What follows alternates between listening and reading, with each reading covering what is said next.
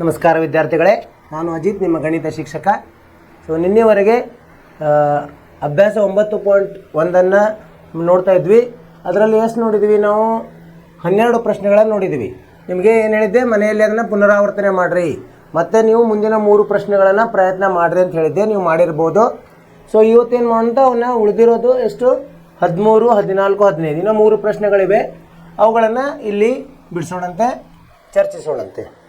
So ಏನಿದೆ ಓದೋಣಂತೆ. 13ನೇ ಪ್ರಶ್ನೆ, ಅಭ್ಯಾಸ 9.1ರ 13ನೇ ಪ್ರಶ್ನೆ. ಸಮುದ್ರ ಮಟ್ಟದಿಂದ, ಸಮುದ್ರ ಮಟ್ಟ ಅಂದರೆ ಅದು ಒಂದು ಕ್ಷಿತಿಜ ರೇಖೆ ಇದ್ದಂಗೆ. ಸಮುದ್ರ ಮಟ್ಟದಿಂದ 75 ಮೀಟರ್ ಎತ್ತರದಲ್ಲಿರುವ ದೀಪಸ್ತಂಭ ಒಂದರ ಮೇಲಿಂದ 2 ಹಡಗಳನ್ನು ನೋಡಿದಾಗ, ಮೇಲಿಂದ ಕೆಳಗಡೆ ನೋಡ್ತಾ ಇದ್ದೆ ಅಂದರೆ ಏನಿದೆ? ಅವನತ ಕೋನ ಆಗ್ತದೆ. ನೋಡಿದಾಗ ಉಂಟಾದ ಅವನತ ಕೋನಗಳು ಕ್ರಮವಾಗಿ 30 ಡಿಗ್ರಿ ಮತ್ತು 45 ಡಿಗ್ರಿ ಆಗಿದೆ. 2 ಹಡಗುಗಳು ಹೆಂಗೆ ಬರ್ತವೆ? ಒಂದೇ ಬಾಜು ಇದ್ದಾವೆ ಅವು. ಸೊ ದೀಪಸ್ತಂಭದ ಒಂದೇ ಪಾರ್ಶ್ವದಲ್ಲಿ ಒಂದು ಹಡಗಿನ ಹಿಂದೆ ಮತ್ತೊಂದಿದ್ದರೆ 2 ಗಳಿಗಿರುವ ಅವುಗಳ ನಡುವಿನ ಅಂತರ ಅಥವಾ ದೂರವನ್ನು ಕಂಡುಹಿಡಿಬೇಕು. ಈಗ ಒಂದು ಚಿತ್ರವನ್ನು ಬಿಡಿಸೋಣಂತೆ. ಒಂದು ದೀಪಸ್ತಂಭವನ್ನು ಬಿಡಿಸೋಣಂತೆ. ಮೊದಲು ಇದು ಒಂದು ದೀಪಸ್ತಂಭ, ಸರಿಯಾ? ಆಮೇಲೆ ಇಲ್ಲಿ ಸಮುದ್ರ ಮಟ್ಟವನ್ನು ಬಿಡಿಸೋಣಂತೆ. ಇದು ಸಮುದ್ರ ಮಟ್ಟ. ಆಮೇಲೆ ಇಲ್ಲಿ ಏನಿದೆ? 2 ಹಡಗುಗಳು ಬರ್ಲಿಕ್ಕತ್ತಿದ್ದಾವೆ, ಒಂದೇ ಬಾಜು ಇದಾವೆ ಅಂತ ಹೇಳಿದ್ದಾರೆ. ಇಲ್ಲೊಂದು ಹಡಗ, ಇಲ್ಲೊಂದು ಎಲ್ಲಿ ಇಲ್ಲೊಂದು ಹಡಗ ಇದೆ, ಇಲ್ಲೊಂದು ಹಡಗ ಇದೆ. ಈಗ ಮೇಲಿಂದ ಕೆಳಗಡೆ, ಈಗ ಇದಕ್ಕೆ ಹೆಸರು ಕೊಡೋಣಂತೆ. ಏನಂತ? ಪಿ ಕ್ಯೂ ಅಂತ ಕಂಬಕ್ಕೆ ಹೆಸರು ಕೊಡೋಣಂತೆ. ಇದು ಪಿ, ಇದು ಕ್ಯೂ. ಹಡಗುಗಳಿಗೆ ಎ ಮತ್ತು ಬಿ ಇರಲಿ ಹಡಗುಗಳು. ಇದೊಂದು ಎ ಒಂದು ಹಡಗ, ಬಿ ಒಂದು ಹಡಗ. ನಾವು ಈಗ ಮೇಲಿಂದ ಕೆಳಗಡೆ ನೋಡ್ತಾ ಇದ್ದೀವಿ. ಪಿ ಇಂದ ಮೊದಲು ಎಯನ್ನು ನೋಡಿದ್ವಿ ಮತ್ತು ಪಿ ಇಂದ ಬಿ ಅನ್ನು ನೋಡಿದ್ವಿ. ಇಲ್ಲಿ ಮೇಲೆ ಒಂದು ಸಮಾಂತರ ರೇಖೆಯನ್ನು ಬಿಡಿಸೋಣಂತೆ. ಇಲ್ಲಿ ಕಂಬದ ಮೇಲಿನಿಂದ, ಅಂದರೆ ಇಲ್ಲಿ ಅವನತ ಕೋನಗಳು ಇಲ್ಲಿ ಆಗ್ತವೆ. ಏನೇನಾಗಿದೆ ಅವನತ ಕೋನಗಳು? 30 ಮತ್ತು 45. ಅಂದರೆ ಇದು 30, ಹಿಂದಿನದಕ್ಕೆ 30 ಆಗಿದೆ, ಹತ್ತಿರ ಇರೋದಕ್ಕೆ ಎಷ್ಟಾಗಿದೆ? 45 ಡಿಗ್ರಿ ಆಗಿದೆ. ಆಮೇಲೆ ಇಲ್ಲಿಗೆ ಒಂದು ಹೆಸರು ಕೊಡೋಣಂತೆ. ಎ ಬಿ, ಇಲ್ಲೊಂದು ಸಿ ಅಂತ ಒಂದು ಬಿಂದುವನ್ನು ಗುರುತಿಸೋಣಂತೆ. ಹೆಸರು ಕೊಡಲಿಕ್ಕೆ ನಮಗೆ ಸರಳ ಆಗ್ತದೆ. ಸಿ ಇದು ಇದಕ್ಕೆ ಕೂಡಿಸೋಣಂತೆ. ಲಂಬವನ್ನು ಹೇಳಿದರೆ ಇಲ್ಲಿಂದ ಒಂದು ಲಂಬ ಮತ್ತು ಇಲ್ಲಿಂದ ಒಂದು ಲಂಬ. ಇದಕ್ಕೆ ಸಿ ಮತ್ತು ಡಿ ಅಂತ ಹೆಸರು ಕೊಡೋಣ. ಈ ಥರ ಒಂದು ನಾವು ಊಹೆ ಮಾಡ್ಕೋಬೇಕು. ಕಂಬ ಯಾವುದೀಗ? P Q. ಅದರ ಎತ್ತರವನ್ನು ಕೊಟ್ಟಿದ್ದಾರೆ 75 ಮೀಟರ್. ಎಷ್ಟಿದೆ ಇದು? 75 ಮೀಟರ್ ಇದೆ. ಇಲ್ಲಿ ಬರ್ಕೊಂಡಂತ ಏನೇನು ಕೊಟ್ಟಿದ್ದಾರೆ ಅಂತ. ದೀಪಸ್ತಂಭ ಯಾವುದು? P Q. ಅದರ ಎತ್ತರ ಕೊಟ್ಟಿದ್ದಾರೆ 75 ಮೀಟರ್ ಅಂತ ಕೊಟ್ಟಿದ್ದಾರೆ. ಆಮೇಲೆ 2 ಹಡಗುಗಳ ನಡುವಿನ ಅವನತ ಕೋನ ಒಂದೇದು ಯಾವುದು? ಪಿ ಸಿ ಬಿ, ಅಥವಾ ಇದೇನಾಯಿತು? ಪಿ ಬಿ ಅಂದರೆ ಸಿ ಪಿ ಬಿ ಕೋನ. ಸಿ ಪಿ ಬಿ ಒಂದನೇದ್ರದ್ದು ಎಷ್ಟಿದೆ? 30 ಡಿಗ್ರಿ ಇದೆ. ಮತ್ತು ಎರಡನೇದ್ದು ಸಿ ಪಿ ಎ ಕೋನ. ಸಿ ಪಿ ಎ ಕೊಟ್ಟಿದ್ದಾರೆ ಎಷ್ಟು? 45 ಡಿಗ್ರಿ. ಏನು ಕಂಡುಹಿಡಿಯಲಿಕ್ಕಿದ್ದಾರೆ? ಏನು ಕಂಡುಹಿಡಲಿಕ್ಕೆ ಹೇಳಿದವರು? 2 ಹಡಗುಗಳ ನಡುವಿನ ಅಂತರ ಎ ಬಿ ಅನ್ನು ಕಂಡುಹಿಡಲಿಕ್ಕೆ ಹೇಳಿದ್ದಾರೆ. ಎ ಬಿ ಅಂದರೆ ಎಷ್ಟಿದೆ ಅಂತ ಕೇಳಿದ್ದಾರೆ. ಈಗೇನು ಎ ಬಿ ಹೆಂಗೆ ಕಂಡುಹಿಡಿತೀವಿ ನಾವು? ಇದು ಕೋನವನ್ನು ನಾವು ನೋಡಿದಾಗ, ಈಗ ಈ ಕೋನ ಇದೇನಿದೆ ಇಲ್ಲಿ, ಈ ಕೋನ ಒಂದೇ ಇರ್ತದೆ. ಏನು? ಅಭಿಮುಖ ಕೋನಗಳು, ಪಾರ್ಶ್ವ ಕೋನಗಳು. ಇದು ಸಹ ಎಷ್ಟಿರ್ತದೆ? 30 ಡಿಗ್ರಿ ಇರ್ತದೆ. ಮತ್ತು ಇದು 45 ಇರ್ತದೆ ಪಾರ್ಶ್ವ ಕೋನಗಳು. ಪರಿಹಾರ. ಈಗ ಇದನ್ನು ಹೆಂಗೆ ಕಂಡುಹಿಡಿತೀವಿ ನಾವು? ಪಿ ಬಿ ಕ್ಯೂ ತ್ರಿಭುಜವನ್ನು ನೋಡೋಣಂತ. ತ್ರಿಭುಜ ಪಿ ಬಿ ಕ್ಯೂ ದಲ್ಲಿ ಏನಾಯಿತು?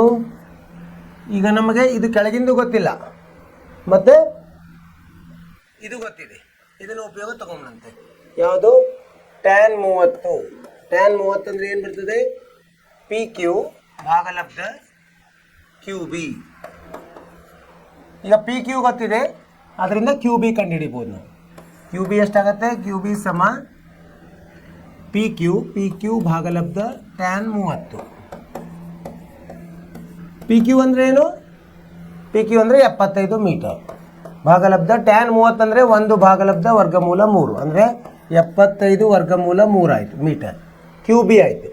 ಈಗ ನಾವು ಕ್ಯೂ ಎ ಕಂಡುಹಿಡಿಯಲಿಕ್ಕೆ ಬರುತ್ತೆ ನೋಡೋಣ. ಅಂದರೆ ಈ ತ್ರಿಭುಜವನ್ನು ತಗೊಳ್ಬೇಕಾಗ್ತದೆ. ಯಾವುದು? P A Q. ತ್ರಿಭುಜ ಪಿ ಎ ಕ್ಯೂದಲ್ಲಿ ಇಲ್ಲೇನಾಗ್ತದೆ? ಟ್ಯಾನ್ 45 ಸಮ ಇಲ್ಲಿ ಅಭಿಮುಖ ಬಾಹು ಪಿ ಕ್ಯೂ ಭಾಗಲಬ್ಧ ಪಾರ್ಶ್ವ ಬಾಹು ಯಾವುದು? Q A. ಇಲ್ಲಿ ಕ್ಯೂ ಎ ಕಂಡುಹಿಡಿಬೋದು. ಕ್ಯೂ ಎ ಸಮ ಎಷ್ಟಾಗುತ್ತೆ?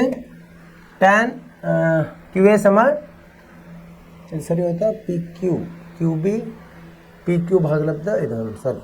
ಈ ಕ್ಯೂ ಎ ಅಂದರೆ ಏನಾಗುತ್ತೆ? ಪಿ ಕ್ಯೂ ಭಾಗಲಬ್ಧ ಟ್ಯಾನ್ 45. ಪಿ ಕ್ಯೂ ಎಷ್ಟಿದೆ? 75 ಮೀಟರ್. ಟ್ಯಾನ್ 45 ಅಂದರೆ 1 ಅಂದರೆ 75 ಮೀಟರ್ ಆಯಿತು. ಈಗ ನಮಗೆ ಎ ಬಿ ಕಂಡುಹಿಡಿಬೇಕು. ಎ ಬಿ ಹೆಂಗೆ ಬರುತ್ತೆ ನಮಗೆ? ಎ ಬಿ ನೋಡಿ ಹೇಗಿದೆ? ಕ್ಯೂ ಬಿ ಋಣ ಕ್ಯೂ ಎ ಇದೆ. ಕ್ಯೂ ಬಿ ಋಣ ಕ್ಯೂ ಎ. ಕ್ಯೂ ಬಿ ಕಂಡುಹಿಡಿದಿದ್ದೀವ ನಾವು. ಕ್ಯೂ ಬಿ ಕಂಡುಹಿಡಿದಿದ್ದೀವಿ 75 ವರ್ಗಮೂಲ 3. ಕ್ಯೂ ಎ ಎಷ್ಟು ಬಂದಿದೆ? 75 ಬಂದಿದೆ. ಅಂದರೆ 75ಅನ್ನು ಹೊರಗಡೆ ತೆಗೆದ್ರೆ ಏನು ಬರುತ್ತೆ? ವರ್ಗಮೂಲ 3 ಋಣ 1 ಇಷ್ಟು ಮೀಟರ್. ಕ್ಯೂ ಎ ಬಿ ಸಿಗ್ತದೆ ನಮಗೆ. ಇದು ಬೇಕಂದರೆ ನಾವು ವರ್ಗಮೂಲ 3 ಗೊತ್ತಿದ್ರೆ, ಅಂದರೆ ನಾವು ಇದು 1.73 ಅಂತ ಅವ್ರು ಕೊಟ್ಟಿದ್ರೆ ಅದನ್ನು ನಾವು ಹಾಕಿ ಬೆಲೆಯನ್ನು ಕಂಡುಹಿಡಿಬೋದು. ಈಗ ಅವರೇನು ಕೊಟ್ಟಿಲ್ಲ, ಇಷ್ಟೇ ಬಿಟ್ಟರು ನಮಗೆ ಉತ್ತರ ಸರಿಯಾಗಿದೆ. ಇದು ಹೇಗೆ ಮಾಡಿದ್ವಿ? ನಾವೇನು ಮಾಡಿದ್ವಿ? ಅದನ್ನು ಊಹೆ ಮಾಡಿದ್ವಿ. ಕಂಬ ಪಿ ಕ್ಯೂ ಒಂದೇ ಪಾರ್ಶ್ವದಲ್ಲಿ 2 ಹಡಗುಗಳು ಬರ್ತಾ ಇದ್ದಾವೆ. ಒಂದರ ಅವನತ ಕೋನ 45 ಕೊಟ್ಟಾರೆ, ಅದರ ದೂರದ ಹಡಗದ ಅವನತ ಕೋನ 30 ಕೊಟ್ಟಿದ್ದಾರೆ. ಅದರಿಂದ ಪಾರ್ಶ್ವಕೋನಗಳು, ಯಾಕಂದರೆ ಸಮಾಂತರ ರೇಖೆಗಳಾಗ್ತದೆ ಪಾರ್ಶ್ವಕೋನಗಳು, ಇವೆರಡು ತ್ರಿಭುಜಗಳನ್ನ ತೊಗೊಂಡ್ವಿ. ಯಾವ್ಯಾವು? ಪಿ ಬಿ ಕ್ಯೂ ಮತ್ತು ಪಿ ಎ ಕ್ಯೂ 2 ತ್ರಿಭುಜಗಳನ್ನು ತೊಗೊಂಡ್ವಿ. ಆ ತ್ರಿಭುಜಗಳಲ್ಲಿ ಟ್ಯಾನ್ ಅನ್ನು ಉಪಯೋಗಿಸಿದ್ವಿ.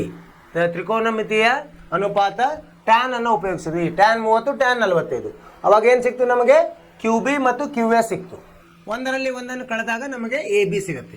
ಎ ಬಿ ಎಷ್ಟು ಬಂದು? 75 ಅಂಶದಲ್ಲಿ ವರ್ಗಮೂಲ 3 ಋಣ 1. ವರ್ಗಮೂಲ 3 ಅವರು ಬೆಲೆ ಕೊಟ್ಟಿದ್ರೆ ಅದರಲ್ಲಿ ಹಾಕಿ ಅಥವಾ ನೀವು ಕಂಡುಹಿಡ್ಕೋಬೋದು. ಅದು 1.73. ಅದನ್ನು ಮಾಡಿ ಮುಂದನ್ನು ಸರಳ ಮಾಡಿದ್ರೂ ಅದು ಉತ್ತರ ಸರಿ.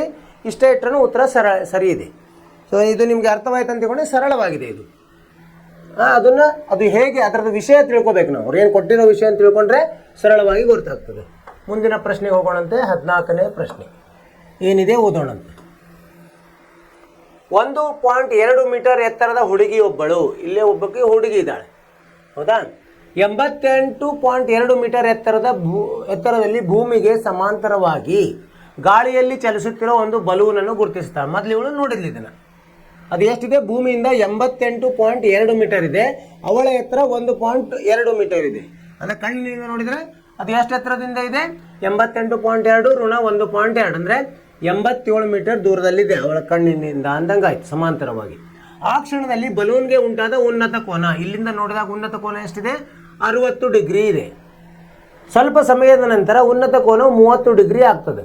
ಅದೇನಾಗ್ತದೆ? ಮುಂದಿಂಗ ಚಲಿಸ್ತಾ ಹೋಗ್ತಾ ಇದೆ. ಅದು ಈ ಸಮಯದ ಅಂತರದಲ್ಲಿ ಬಲೂನು ಚಲಿಸಿದ ದೂರವೆಷ್ಟು, ಅಂದರೆ ಇಲ್ಲಿಂದ ಇಲ್ಲಿದು ಎಷ್ಟು ದೂರ ಹೋಯಿತು ಅಂತ ಕೇಳಿದ್ದಾರೆ. ಕಂಡು ಹಿಡಿಯೋಣಂತೆ. ಮೊದಲು ಇಲ್ಲಿ ಒಂದು ಚಿತ್ರವನ್ನು ಬಿಡಿಸೋಣಂತೆ. ಏನಂದರೆ ಇಲ್ಲಿ ಒಂದು ಹುಡುಗಿ ನೋಡ್ತಾ ಇದ್ದಾಳೆ. ಮೊದಲು ಇಲ್ಲಿ ಈ ಥರ ನೋಡ್ತಾ ಇದ್ದಾಳೆ. ಬಲೂನ್ ಇಲ್ಲಿ ಮೇಲಿದೆ, ಇಲ್ಲಿ ಮೇಲೆ ಬಲೂನ್ ಇದೆ, ಬಲೂನ್ ಹಾರ್ತಾ ಇದೆ. ಸೊ ಆಮೇಲೆ ಅವಳು ಎಷ್ಟು ಒಂದು ಸಮಾಂತರ ಕ್ಷಿತಿಜ ರೇಖೆಯನ್ನು ಹೇಳೋಣಂತೆ. ಈ ಥರ ಕ್ಷಿತಿಜ ರೇಖೆ. ಆಮೇಲೆ ಅವಳು ಹೀಗೆ ನೋಡ್ತಾ ಇದ್ದಾಳೆ, ಅವಳು ಸಮಾಂತರವಾಗಿರುತ್ತೆ. ಆ ನಂತರ ಅವಳೇನು ಮಾಡಿದ್ಲು? ಇಲ್ಲಿ ಅವಳು ಏನಂತ ತೊಗೊಂಡಂತೆ ಇದನ್ನು ಎ ಬಿ ಅಂತ ತೊಗೊಂಡಂತೆ. ಎ ಬಿ ಈಕಿ ಹುಡುಗಿಯ ಎತ್ತರ. ಆಮೇಲೆ ಇಲ್ಲಿಂದ ಕಣ್ಣು ಇಲ್ಲಿದೆ, ಇಲ್ಲಿಂದ ಇಲ್ಲಿ ಅವಳು ನೋಡಿದ್ಳು ಈ ಬಲೂನನ್ನು.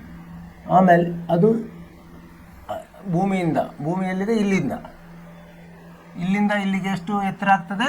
88.2 ಅಂತ ಕೊಟ್ಟಿದ್ದಾರೆ. ಇದಕ್ಕೆ ಹೆಸರು ಕೊಡೋಣಂತೆ ಸಿ ಡಿ ಅಂತ ಕೊಡೋಣಂತೆ. ಇದು ಸಿ, ಇದು ಡಿ. ಇಲ್ಲಿಗೆ ಏನಾಗುತ್ತೆ? ಅದು ಸಮಾಂತರವಾಗಿ ಜಿ ಅಂತ ಕೊಡೋಣ. ಇದೇನಾಯಿತು? ಮುಂದೆ ಚಲಿಸ್ತಿದ್ದು. ಚಲಿಸಿದಾಗ ಸ್ವಲ್ಪ ದೂರ ಹೋಗಿ ಇಲ್ಲಿ ನಿಂತು,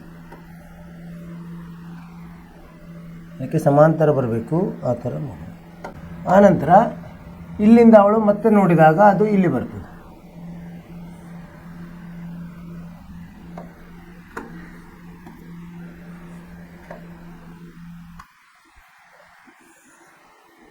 ಇಲ್ಲಿ ನೋಡಿದಾಗ ಏನಾಗ್ತದೆ? ಅದು ಕೋನ ಕಡಿಮೆ ಆಗ್ತದೆ ದೂರ ಹೋದಂಗೆ.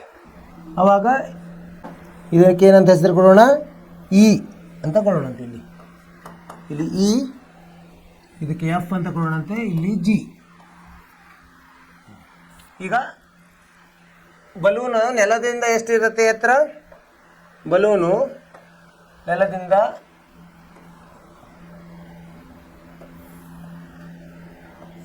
88.2 ಅಂತ ಹೇಳಿದ್ದಾರೆ. ಆಮೇಲೆ ಹುಡುಗಿ ಎತ್ತರ 1.2 ಮೀಟರ್ ಅಂತ ಹೇಳಿದ್ದಾರೆ. ಈ ಕೋನಗಳನ್ನು ಬರ್ಕೊಂಡಂತೆ ಮೊದಲನೇ ಎಷ್ಟಿತ್ತು? ಅದು 60 ಇತ್ತು. ಅದು ಆಮೇಲೆ ಎಷ್ಟಾಯಿತು? 30 ಆಯಿತು. ಸರಿನಾ? ಈಗೇನು ಕಂಡುಹಿಡಿಯಲಿಕ್ಕೆ ಕೇಳಿದ್ದಾರೆ ಅವರು? ಬಲೂನು ಚಲಿಸಿದ ದೂರ ಇಲ್ಲಿಂದ ಇಲ್ಲಿಗೆ ಸಿ ಕಂಡುಹಿಡಿಯಲಿಕ್ಕೆ ಕೇಳಿದ್ದಾರೆ. ಇಷ್ಟು ಕಂಡುಹಿಡಿಯಲಿಕ್ಕೆ ಕೇಳಿದ್ದಾರೆ. ಪರಿಹಾರ ನೋಡೋಣಂತೆ.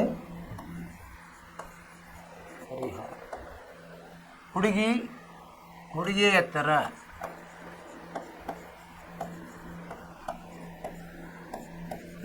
ಎ ಬಿ ಎಷ್ಟು? 1.2 ಮೀಟರ್. ಬಲೂನಿನ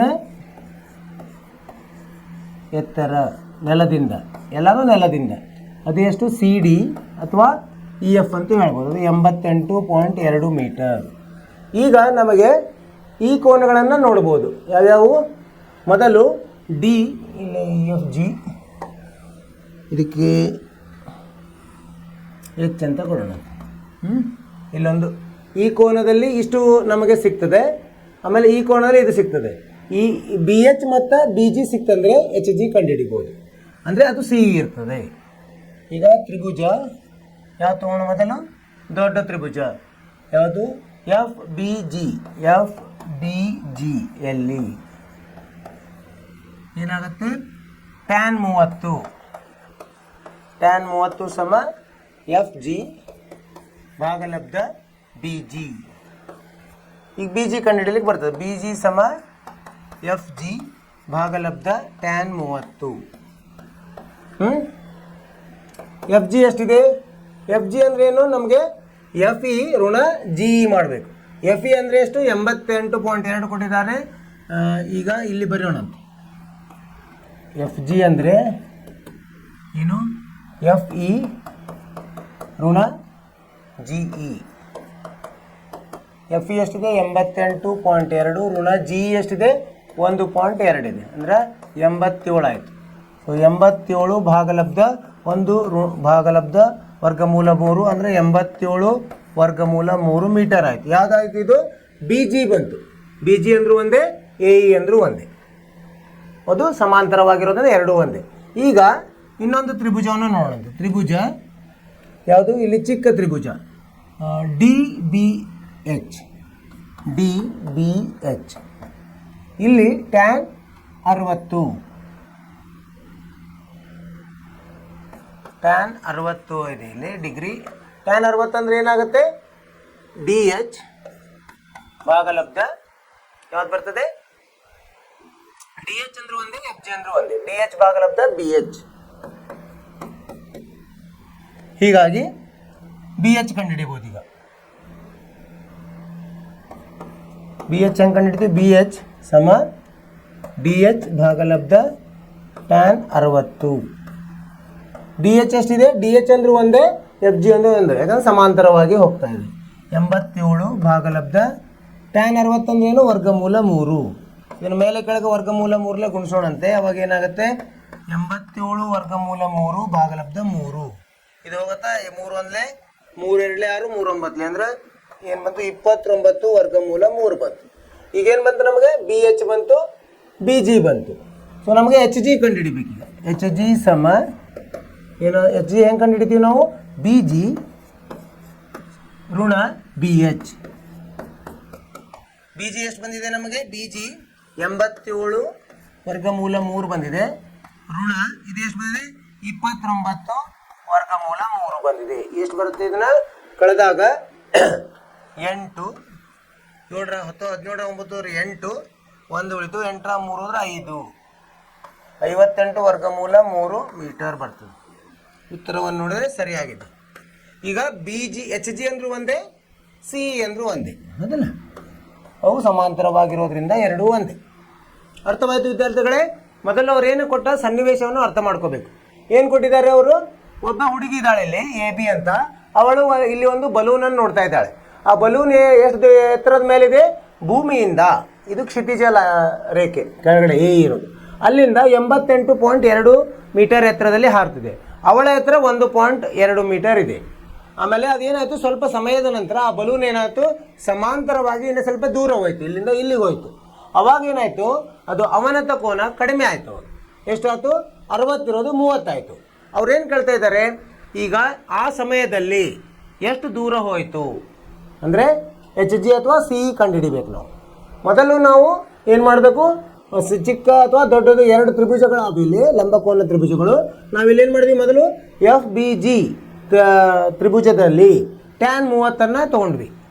ಟ್ಯಾನ್ 30 ಏನದು? ಟ್ಯಾನ್ 30 ತ್ರಿಕೋನಮಿತಿಯ ಒಂದು ಅನುಪಾತ. ಸೊ ಅದನ್ನು ತೊಗೊಂಡ್ವಿ. ಅದಂದರೆ ಎಫ್ ಜಿ ಭಾಗಲಬ್ಧ ಬಿ ಜಿ ಬಂತು. ಎಫ್ ಜಿ ಬಿ ಜಿಯನ್ನು ಕಂಡುಹಿಡಿದ್ವಿ. ಎಫ್ ಜಿ ಗೊತ್ತಿದೆ ನಮಗೆ. ಎಫ್ ಜಿ ಅಂದರೆ ಏನಂದರೆ ಭೂಮಿಯಿಂದ ಬಲೂನಿನ ಎತ್ತರ ಋಣ ಭೂಮಿಯಿಂದ ಹುಡುಗಿಯ ಎತ್ತರ 88.2 ಋಣ 1.2 87 ಮೀಟರ್ ಇದೆ. ಸೊ ಅದನ್ನು ಇಲ್ಲಿ ಎಫ್ ಜಿಯಲ್ಲಿ ಹಾಕಿದ್ವಿ. ಆಮೇಲೆ ಭಾಗಲಬ್ಧ ಬಿ ಏನು ಬಂತು? ಟ್ಯಾನ್ 30. ಟ್ಯಾನ್ 30 ಅಂದರೆ 1 ಭಾಗಲಬ್ಧ ವರ್ಗಮೂಲ 3. ಇದು ಮಾತ್ರ ಸರಿಯಾಗಿ ನಿಮ್ಗೆ ಗೊತ್ತಿರಬೇಕು, ಇವೆಲ್ಲ ನಿರ್ದಿಷ್ಟ ಕೋನಗಳ ಬೆಲೆ. ಸೊ ಅದನ್ನು ನಾವು ಸಂಕ್ಷೇಪಗೊಳಿಸಿದಾಗ 87 ವರ್ಗಮೂಲ 3 ಬಂತು. ಅದೇ ಥರ ನಾವೇನು ಕಂಡುಹಿಡಿದ್ವಿ? ತ್ರಿಭುಜ ಡಿ ಬಿ ಇಲ್ಲಿ ಡಿ ಬಿ ಎಚ್ ಅಲ್ಲಿ ಅದು ಮೊದಲಿಗೆ ಅವಾಗೇನಿತ್ತು? ಅವನತ ಕೋನ ಜಾಸ್ತಿ ಇತ್ತು, 60 ಡಿಗ್ರಿ. ಟ್ಯಾನ್ 60 ಅಂದರೆ ಡಿ ಎಚ್ ಭಾಗಲಬ್ಧ ಬಿ ಎಚ್. ಇಲ್ಲಿ ಬಿ ಎಚ್ ಅನ್ನು ಕಂಡುಹಿಡಿದ್ವಿ. ಅದು ಎಷ್ಟು ಬಂತು ನಮಗೆ? 29 ವರ್ಗಮೂಲ 3 ಬಂತು. ಈಗ ನಮಗೇನು ಕಂಡುಹಿಡಬೇಕು? ಸಿ ಅಥವಾ ಎಚ್ ಜಿ. ಎಚ್ ಜಿ ಅಂದರೆ ಏನು? ಬಿ ಜಿ ದೊಡ್ಡದು, ಅದಕ್ಕಿಂತ ಚಿಕ್ಕದು ಎಚ್ ಬಿ ಕಳೆದ್ಬಿಟ್ರೆ ಅಥವಾ ಬಿ ಎಚ್ ಕಳೆದ್ರೆ ನಮಗೆ ಎಚ್ ಜಿ ಸಿಗ್ತದೆ. 87 ಋಣ 3 ಋಣ 29 ಋಣ 3 ನಮಗೆ 58 ಋಣ 3 ಬಂತು. ಇದು ಬಲೂನಿನ ಮೊದಲನೇ ಸ್ಥಾನದಿಂದ 2ನೇ ಸ್ಥಾನಕ್ಕೆ ಇರುವ ಅಂತರ. ಇದನ್ನು ಈ ಥರ ಕಂಡುಹಿಡಿದ್ವಿ. ಸರಳವಾಗಿದೆ ವಿದ್ಯಾರ್ಥಿಗಳೇ, ನೀವು ಅದನ್ನು ಅರ್ಥ ಮಾಡ್ಕೋಬೇಕು ಅಷ್ಟೇ. ನೀವು ಮನೆಯಲ್ಲಿ ಅದನ್ನು ಮತ್ತೊಮ್ಮೆ ಪುನರಾವರ್ತನೆ ಮಾಡಬೇಕು, ಮತ್ತೊಮ್ಮೆ ಬಿಡಿಸಬೇಕು. ನಿಮ್ಮ ಸ್ವಂತ ಬುದ್ಧಿಯಿಂದ ಬಿಡಿಸಿದರೆ ನಿಮಗೆ ಅರ್ಥ ಆಗ್ತದೆ. ಅದನ್ನು ಮಾಡ್ತೀರಿ ಅಂತ ನನಗೆ ನಂಬಿಕೆ ಇದೆ. ಕೊನೆಯ ಪ್ರಶ್ನೆಗೆ ಹೋಗೋಣಂತ. 15ನೇ ಪ್ರಶ್ನೆ ಏನಿದೆ ನೋಡೋಣಂತೆ. ನೇರ ಹೆದ್ದಾರಿಯೊಂದು ಗೋಪುರದ ಪಾದಕ್ಕೆ ದಾರಿಯಾಗಿದೆ. ಗೋಪುರದ ಪಾದಕ್ಕೆ ನೇರವಾಗಿದೆ. ಗೋಪುರದ ಮೇಲೆ ನಿಂತ ವ್ಯಕ್ತಿಯೊಬ್ಬರು ಏಕರೂಪ ಜವದಲ್ಲಿ, ಜವ ಅಂದ್ರೇನು? ಎಷ್ಟು ದೂರ ಇಷ್ಟು ಸಮಯದಲ್ಲಿ ಅದು ಚಲಿಸ್ತಾ ಇದೆ. ನಾವು ಕಲ್ತಿದ್ದೀವಿ ಜವ ಅಂದ್ರೇನು. ಜವದಲ್ಲಿ ಗೋಪುರದ ಪಾದದ ಕಡೆಗೆ ಬರುತ್ತಿರುವ ಕಾರೊಂದು ನೋಡಿದಾಗ ಉಂಟಾದ ಕಾರಿನ ಅವನತ ಕೋನ 30 ಡಿಗ್ರಿ ಆಗಿದೆ. 6 ಸೆಕೆಂಡುಗಳ ನಂತರ ಕಾರಿನ ಅವನತ ಕೋನವು 60 ಡಿಗ್ರಿ ಆಗಿರುತ್ತದೆ. ಈ ಬಿಂದುವಿನಿಂದ ಗೋಪುರದ ಪಾದಕ್ಕೆ ಬರಲು ಕಾರು ತೆಗೆದುಕೊಳ್ಳುವ ಸಮಯ ಎಷ್ಟು ಅಂತ ಕೇಳಿದ್ದಾರೆ. ಅಂದ್ರೆ ಏನು ಮಾಡ್ಬೇಕೀಗ? ಒಂದು ಇಲ್ಲಿ ಚಿತ್ರವನ್ನು ಬಿಡಿಸೋಣಂತೆ, ಅಂದರೆ ನಮಗೆ ಅರ್ಥ ಆಗ್ತದೆ. ಮೊದಲು ಒಂದು ಗೋಪುರವನ್ನು ತೆಗೆಯೋಣ. ಗೋಪುರದ ಚಿತ್ರ ಮಾಡೋಣಂತೆ. ಇದು ಒಂದು ಗೋಪುರ. ಆಮೇಲೆ ಹೆದ್ದಾರಿಯನ್ನು ತೆಗೆಯೋಣಂತೆ. ಇದು ಒಂದು ಹೆದ್ದಾರಿ. ಏನಾಯ್ತಂದ್ರೆ ಏಕರೂಪ ಜವದಲ್ಲಿ ಇಲ್ಲಿ ಏನಾಗಿದೆ? 2 ಇದು ಬರ್ತಾ ಇದೆ. ಒಂದು ಕಾರ್ ಬರ್ತಾ ಇದೆ. ಮೊದಲು ಇಲ್ಲಿತ್ತು, ಆಮೇಲೆ ಇಲ್ಲಿಗೆ ಬಂತದು. ಸೊ ಈಗ ಗೋಪುರದ ಎತ್ತರವನ್ನು ನಾವೇನು ಮಾಡೋಣಂತೆ? ಎ ಬಿ ಅಂತ ಬರೆಯೋಣಂತೆ. ಎ ಬಿ ಎಷ್ಟು ಕೊಟ್ಟಿದ್ದಾರೆ? ಕೊಟ್ಟಿಲ್ಲ. ಗೋಪುರದ ಎತ್ತರ ಕೊಟ್ಟಿಲ್ಲ.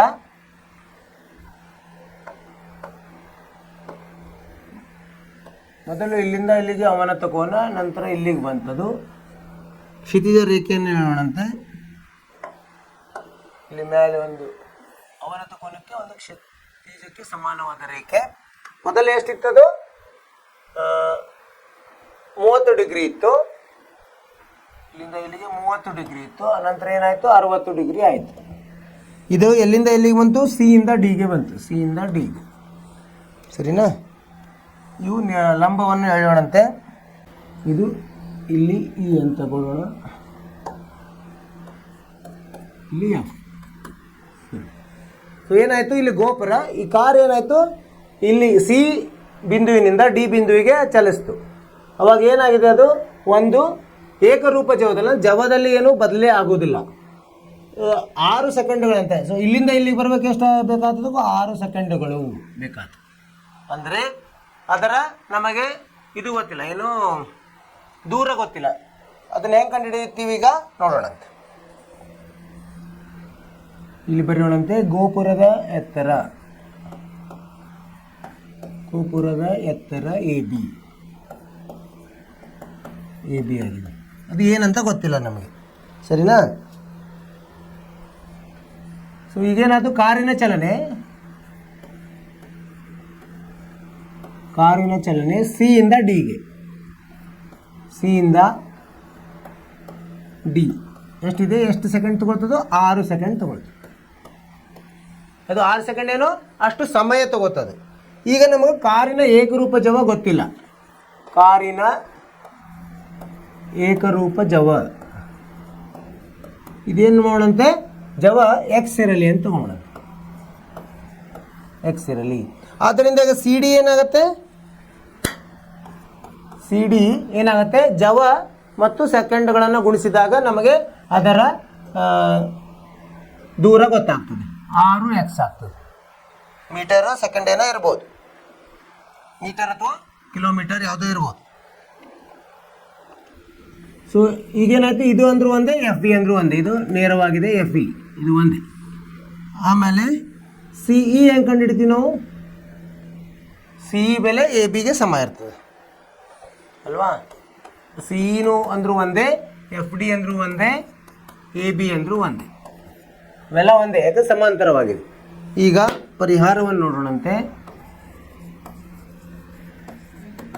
ಇಲ್ಲೇನಾಯ್ತು? ಈಗ 2 ತ್ರಿಭುಜಗಳಾದವು. ಯಾವ್ಯಾವುದು? ಇ ಬಿ ಸಿ ಆಯಿತು. ತ್ರಿಭುಜ ಇ ಬಿ ಸಿಯಲ್ಲಿ ಇಲ್ಲೂ ತೊಗೋಬೋದು. ಇದಕ್ಕೆ ಸಮಾಂತರವಾಗಿ ಇದನ್ನು ತೊಗೊಂಡ್ರೂ ಅದೇ ಬರ್ತದೆ.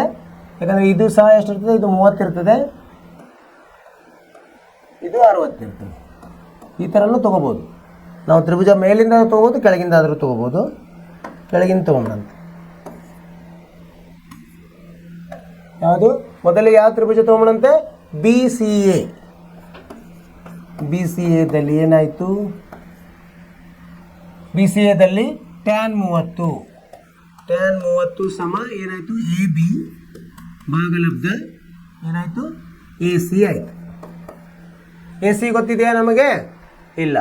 ಅದೇನೆಂದರೆ ಎ ಸಿ ಮುಂದೆ ಈಗ ಎ ಬಿಗೆ ಸಮ ಮಾಡೋಣಂತೆ.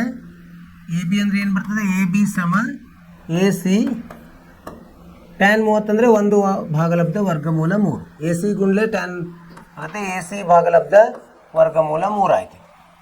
ಸರಿನಾ? ಅದೇ ಥರ ಸಿ ಡಿ ಗೊತ್ತಿದೆ ನಮ್ಗೆ. ಸಿ ಡಿ ಅಂದರೆ 6x ಅಂತ ಇದೆ. ಅದನ್ನು ಉಪಯೋಗ ತೊಗೊಂಬಿಡೋಣ. ಈಗೇನಾಯಿತು? ಬಿ ಸಿ ಎದಲ್ಲಿ ತೊಗೊಂಡ್ವಿ. ಈಗ ಎ ಸಿ ಅಂದರೆ ಏನು? ಎ ಡಿ ಸಂಕಲನ ಡಿ ಸಿ ಆಗಿದೆ. ಈಗ ತ್ರಿಭುಜ ಇದನ್ನು ತೊಗೊಳ್ಳೋಣ. ತ್ರಿಭುಜ ಬಿ ಡಿ ಎದಲ್ಲಿ ಏನೇನಿದೆ? ಟ್ಯಾನ್ 60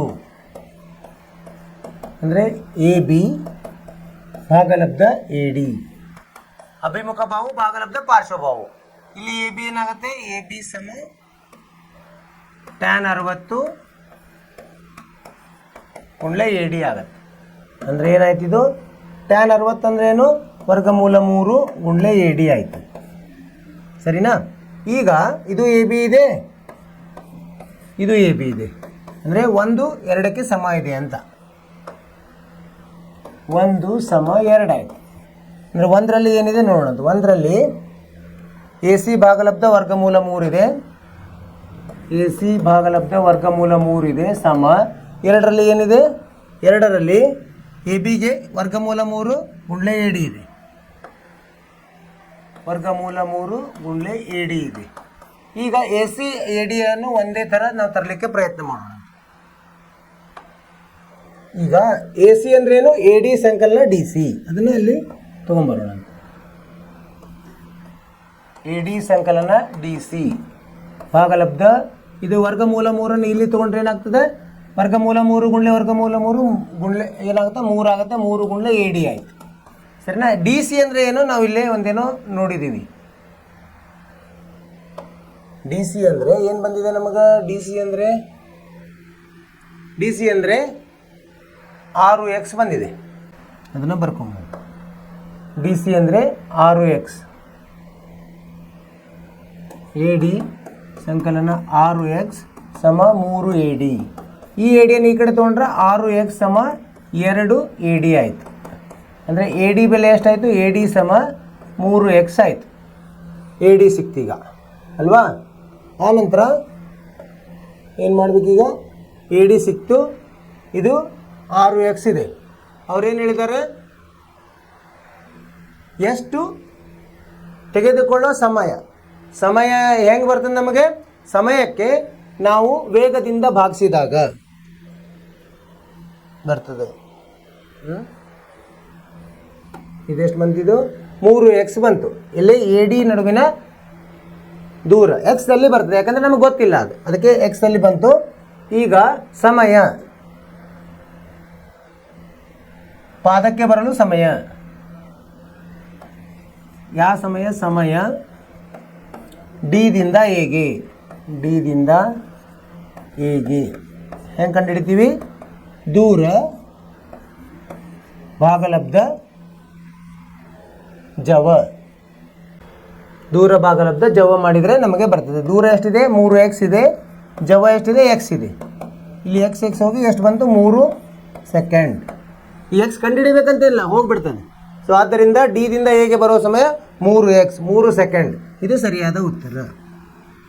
ಅರ್ಥವಾಯಿತು ವಿದ್ಯಾರ್ಥಿಗಳೇ. ನಾವೇನು ಮಾಡಿದ್ವಿ, ಮೊದಲು ಇಲ್ಲಿ ಅವ್ರು ಏನು ಕೊಟ್ಟಿರೋ ವಿಷಯವನ್ನು ನೋಡಿದ್ವಿ. ಎ ಬಿ ಎಂಬುವ ಒಂದು ಇದಿದೆ, ಏನದು, ಗೋಪುರ. ಅದಕ್ಕೆ ಈ ನೇರವಾಗಿ ಒಂದು ಹೆದ್ದಾರಿ ಬರ್ತಾ ಇದೆ. ಮೊದಲು ಕಾರು ಸಿ ಯಲ್ಲಿತ್ತು, ಅಲ್ಲಿ ಬಿದಿಂದ ನೋಡಿದಾಗ ಅದು ಅವನತ ಕೋನ 30 ಡಿಗ್ರಿ ಇದೆ. ಅದೇನದು 6 ಸೆಕೆಂಡ್ಗಳಲ್ಲಿ ಡಿ ಎಂಬ ಇದಕ್ಕೆ ಬಂತು, ಬಿಂದುವಿಗೆ ಬಂತು. ಆದ್ದರಿಂದ ನಮಗೆ ಏಕರೂಪ ಜವದಲ್ಲಿ ಬರ್ತಾ ಇದೆ. ಏಕರೂಪ ಜವ ಏನಂತ ಕೊಟ್ಟಿಲ್ಲ, ಅದು ಎಕ್ಸ್ ಅಂತ ನಾವು ತೊಗೊಂಡ್ವಿ. 6 ಸೆಕೆಂಡ್ಗಳಲ್ಲಿ ಬರ್ತದೆ ಅಂದರೆ ಅಷ್ಟು, ಅದರ ದೂರ ಎಷ್ಟು ಬಂದಂಗೆ ಆಯ್ತದು, 6 ಮತ್ತು ಸೆಕೆಂಡು ಸಮಯ ಮತ್ತು ಜವವನ್ನು ಮಾಡಿದಾಗ ನಮಗೆ ಅದರ ದೂರ ಬರ್ತದೆ. ಅದು ಸಿ ಡಿ ಸಮ 6 ಗುಂಡ್ಲೆ ಎಕ್ಸ್, 6x ಬಂತು. ಈಗ ನಾವು 2 ತ್ರಿಭುಜಗಳ ಸಹಾಯದಿಂದ ಟ್ಯಾನ್ 30 ಟ್ಯಾನ್ 60 ಉಪಯೋಗಿಸಿದ್ವಿ. ಅಲ್ಲಿ ಎ ಬಿ ಅನ್ನು ಬಂತು, ಎರಡೂದರಲ್ಲಿ ಎ ಬಿ ಬರುತ್ತೆ. ಒಂದರಲ್ಲಿ ಎ ಬಿ ಸಮ ಎ ಸಿ ಭಾಗಲಬ್ಧ ವರ್ಗಮೂಲ 3 ಬಂತು, ಇನ್ನೊಂದರಲ್ಲಿ ಎ ಬಿ ಸಮ ವರ್ಗಮೂಲ 3 ಎ ಡಿ ಬಂತು. ಇವು ಎರಡು ಎ ಬಿ ಆಗಿರೋದ್ರಿಂದ ಒಂದಕ್ಕೊಂದು ನಾವು ಸಮ ಮಾಡಿದ್ವಿ. ಅವಾಗ ಏನು ಬಂತು, ಎ ಸಿ ಭಾಗಲಬ್ಧ ವರ್ಗಮೂಲ 3 ಸಮ ವರ್ಗಮೂಲ 3 ಗುಂಡ್ಲೆ ಎ ಡಿ. ಎ ಸಿ ಅಂದರೆ ಗೊತ್ತಿದೆ ನಮಗೆ. ಎ ಸಿ ಅಂದರೆ ಏನದು, ಇವು ಎರಡು ದೂರಗಳ ಮೊತ್ತ, ಎ ಡಿ ಮತ್ತು ಡಿ ಸಿ. ಅದನ್ನು ಇಲ್ಲಿ ತೊಗೊಂಡ್ವಿ ನಾವು, ಎ ಡಿ ಮತ್ತು ಡಿ ಸಿ. ಈಗ ಇಲ್ಲಿ 3 ಎ ಡಿ ಬಂತು. ಇಲ್ಲಿ ಎ ಡಿ ಒಂದು ಕಡೆ ತೊಗೊಂಡು ಡಿ ಸಿ ಅನ್ನು ನಾವೇನು ಮಾಡಿದ್ವಿ, 6x ಅಂತ ಮೊದಲೇ ನೋಡಿದ್ವಿ.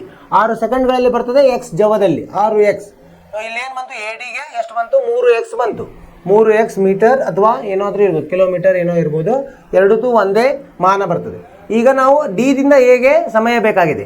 ಡಿದಿಂದ ಎಗೆ ಸಮಯ ಬೇಕಂದ್ರೆ ಏನು, ಅದರ ದೂರ ಎಷ್ಟು ಬಂದಿದೆ ನಮಗೆ, ಎ ಡಿ ದೂರ ಎ ಡಿ, ಇದು ಎ ಡಿ ಅಂತ ಹೇಳ್ಬೋದು. ಇದನ್ನು ಡಿದಿಂದ ಎಗೆ ಎ ಡಿ ಅಥವಾ ಡಿ ಎ ಅಂತ ಹೇಳ್ಬೋದು. ಅದು 3x ಬಂದಿದೆ. ಜವ ಎಕ್ಸ್ ಅಂತ ಮೊದಲೇ ನಾವು ಊಹಿಸಿದ್ವಿ. 3x ಭಾಗಲಬ್ಧ ಎಕ್ಸ್ ಅಂದರೆ 3 ಸೆಕೆಂಡ್ ಉತ್ತರ ಬಂತು. ಅರ್ಥವಾಯಿತು ವಿದ್ಯಾರ್ಥಿಗಳೇ, ನಿಮಗೆ ಅರ್ಥವಾಯ್ತು ಅಂತ ತಿಳ್ಕೊಂಡಿದ್ದೀನಿ. ಇಲ್ಲಿವರೆಗೆ ಇದು ಅಭ್ಯಾಸ ಮುಗಿಯಿತು. 9 ಪಾಯಿಂಟ್ ಅಭ್ಯಾಸ ಇಲ್ಲಿಗೆ ಮುಕ್ತಾಯವಾಯಿತು. 15 ಪ್ರಶ್ನೆಗಳನ್ನು ಬಿಡಿಸಿದ್ದೀವಿ ನಾವು. ಸೊ ಈಗೇನು ಮುಂದೆ ಏನು ಮಾಡೋದು, ನಾವು ಇಲ್ಲಿ ಸಾರಾಂಶವನ್ನು ನೋಡೋಣ. ಏನಂದರೆ ನಾವು ಈ ಅಧ್ಯಾಯದಲ್ಲಿ ಏನೇನು ಕಲ್ತ್ವಿ ಅಂತ. ಒಂದನೇದ್ದು ದೃಷ್ಟಿ ರೇಖೆಯು ವೀಕ್ಷಕನು ಗಮನಿಸುತ್ತಿರುವ ವಸ್ತುವಿನ ಮೇಲಿನ ಒಂದು ಬಿಂದುವನ್ನು ಸೇರುವಂತೆ ಎಳೆದ ರೇಖೆಯಾಗಿದೆ. ದೃಷ್ಟಿ ರೇಖೆ ಅಂದ್ರೆ ಯಾವುದು? ಅವ್ರೇನು ನೋಡ್ತಿರ್ತಾರ, ಕೆಳಗಡೆ ನೋಡ್ತಿರ್ಬೋದು, ಮೇಲ್ಗಡೆ ನೋಡೋದು, ಅದೊಂದು ಒಂದು ಊಹಾತ್ಮಕ ರೇಖೆ, ಅದು ಊಹಿಸಿದ ರೇಖೆ, ಅದಕ್ಕೆ ದೃಷ್ಟಿ ರೇಖೆ ಅಂತ ಹೇಳ್ತಾರೆ. ಎರಡನೇದು, ವೀಕ್ಷಿಸುತ್ತಿರುವ ಒಂದು ಬಿಂದು ಕ್ಷಿತಿಜ ಮಟ್ಟದಿಂದ ಮೇಲಿದ್ದರೆ, ಅಂದ್ರೆ ಕ್ಷಿತಿಜ ಮಟ್ಟ ಅಂದ್ರೆ ಭೂಮಿಗೆ ಸಮಾಂತರ, ಅದರ ಮೇಲೆ ಇತ್ತಂದ್ರೆ ಅವಾಗ ಏನಂತೀವಿ ನಾವು? ಅಂದರೆ ಒಂದು ವಸ್ತುವನ್ನು ನೋಡಲು ನಮ್ಮ ತಲೆ ಏನು ಮಾಡಬೇಕು? ಎತ್ತಬೇಕಾಗ್ತದೆ. ಎತ್ತಿದ ಸಂದರ್ಭದಲ್ಲಿ ದೃಷ್ಟಿರೇಖೆ ಮತ್ತು ಅಡ್ಡ ರೇಖೆಯ ನಡುವೆ ಏರ್ಪಟ್ಟ ಕೋನವನ್ನು ವೀಕ್ಷಿಸುತ್ತಿರೋ ಬಿಂದುವಿನ ಉನ್ನತ ಕೋನ. ನಾವು ಮೇಲ್ ನೋಡಿದರೆ ಅಲ್ಲೇನು ಭೂಮಿಗೆ ಸಮಾಂತರವಾಗಿ ಏನು ಕೋನ ಆಗ್ತದಲ್ಲ, ಅದಕ್ಕೇನಂತೀವಿ ನಾವು? ಉನ್ನತ ಕೋನ. ಅದೇ ನಾವು ಕೆಳಗಡೆ ನೋಡ್ತಿದ್ರೆ ಅದಕ್ಕೇನಂತೀವಿ? ಅವನತ ಕೋನ ಅಂತ ಹೇಳ್ತೀವಿ. ಅಂದ್ರೆ ಗೋಪುರ ಮೇಲಿಂದ ಕೆಳಗಡೆ ಕಾರ್ ನೋಡಿದ್ರೆ ಏನಾಯ್ತು? ಅಲ್ಲಿ ಅವನತ ಕೋನ. ಅದು ಎಲ್ಲಿ? ಅಲ್ಲಿ ಮೇಲೆ ಸಮಾಂತರ ರೇಖೆಗೆ ಆಗೋದು, ಲಂಬಕ್ಕಲ್ಲ, ಸಮಾಂತರಕ್ಕೆ. ಯಾವಾಗಲೂ ಸಮಾಂತರ ರೇಖೆಗೆ ಆಗಿರೋ ಕೋನವನ್ನು ನಾವು ಇದೇನೋ ತಿಳ್ಕೋಬೇಕು. ವೀಕ್ಷಿಸುತ್ತಿರುವ ಒಂದು ಬಿಂದುವು ಕ್ಷಿತಿಜ ಮಟ್ಟದಿಂದ ಕೆಳಗಿದ್ದರೆ, ಅಂದರೆ ಒಂದು ವಸ್ತುವನ್ನು ನೋಡಲು ನಮ್ಮ ತಲೆಯನ್ನು ಕೆಳಗೆ ಬಗ್ಗಿ ನೋಡಿದ್ರ ಸಂದರ್ಭದಲ್ಲಿ ದೃಷ್ಟಿರೇಖೆ ಮತ್ತು ಅಡ್ಡ ರೇಖೆಯ ನಡುವೆ ಏರ್ಪಟ್ಟ ಕೋನವನ್ನು ವೀಕ್ಷಿಸುತ್ತಿರುವ ಬಿಂದುವಿನ ಅವನತ ಕೋನ. ಇಲ್ಲಿಂದ ಈಗ ಹೀಗೆ ತಂತಿಕೊಟ್ರಿ, ಇಲ್ಲಿ ನೋಡಿ, ಏನಾಯ್ತು? ಇಲ್ಲಿ ಮೇಲಿಂದ ಕೆಳಗೆ ನೋಡ್ತಿರ್ತೀವಿ. ಸೊ ಇವೆರಡು ಏನಾಯ್ತು? ಅವನತ ಕೋನ ಆಯ್ತು. ಅದೇ ನಾವು ಮೇಲ್ಗಡೆ ನೋಡ್ತಾ ಇದ್ವಿ, ಇಲ್ಲಿ ಮೇಲ್ಗಡೆ ನೋಡ್ತಾ ಇದ್ವಿ, ಇದಕ್ಕೆ ಉನ್ನತ ಕೋನ ಅಂತ ಹೇಳ್ತೀವಿ. ಅವನತ ಕೋನ, ಉನ್ನತ ಕೋನ, ಇವೆರಡು ನಿಮಗೆ ಗೊತ್ತಿರಬೇಕು. ಇದನ್ನ ಕಲ್ತ್ವಿ ನಾವು. ಆಮೇಲೆ ಒಂದು ವಸ್ತುವಿನ ಎತ್ತರ ಮತ್ತು ಉದ್ದ ಅಥವಾ ಎರಡೂ ವಸ್ತುಗಳ ನಡುವಿನ ದೂರವನ್ನು ತ್ರಿಕೋನಮಿತಿಯ ಅನುಪಾತಗಳ ಸಹಾಯದಿಂದ ಕಂಡುಹಿಡಿಯಬಹುದು. ಎತ್ತರ ಮತ್ತು ಉದ್ದವನ್ನು ಹೆಂಗೆ ಕಂಡುಹಿಡಿಯಬಹುದು? ನಾವು ಏನು ಉಪಯೋಗಿಸಿದ್ವಿ ಇಷ್ಟು ಎಲ್ಲ ನಮ್ಮ ಲೆಕ್ಕಗಳಲ್ಲಿ? ಟ್ಯಾನ್ ನಾವು ಅನುಪಾತವನ್ನು ಉಪಯೋಗಿಸಿದ್ವಿ. ಟ್ಯಾನ್ ಅನುಪಾತದಿಂದ ಅಭಿಮುಖ ಬಾಹು ಅದೇನಿರ್ತದೆ? ಎತ್ತರ ಇರ್ತದೆ. ಪಾರ್ಶ್ವಭಾವು ಯಾವಾಗಲೂ ದೂರ ಇರ್ತದೆ. ಅವುಗಳ ಎರಡು ಉಪಯೋಗಿಸಿ ನಾವು ಇವನ್ನ ಕಂಡುಹಿಡಿದ್ವಿ. ಇದು ಇದರ ಉಪಯೋಗ. ತ್ರಿಕೋನಮಿತಿಯ ಅನ್ವಯ ಇದೆ. ಇದನ್ನಿಷ್ಟು ನಾವು ಇಲ್ಲಿ ಕಲ್ತಿದ್ದೀವಿ, ಸರಿನಾ? ಸೊ ಇಲ್ಲಿಗೆ ಇದು ತ್ರಿಕೋನಮಿತಿಯ ಪ್ರಸ್ತಾವನೆ ಮತ್ತು ತ್ರಿಕೋನಮಿತಿಯ ಏನಿದೆ ಎರಡೂ ಮುಗಿದು. ಸೊ ಈಗೇನು ಮಾಡೋಣ? ಮುಂದೆ ನಾವು ಇದು ಕೆಲವೊಂದು ಹಿಂದಿನ ವರ್ಷಗಳ ಪ್ರಶ್ನೆಗಳನ್ನು ನೋಡೋಣಂತೆ. ಯಾವ ಥರ ನಮಗೆ ಪರೀಕ್ಷೆಗೆ ಪ್ರಶ್ನೆಗಳು ಬರ್ತಾವಂತೆ ನೋಡೋಣ. ತ್ರಿಕೋನಮಿತಿಗೆ ಸಂಬಂಧಿಸಿರೋದು.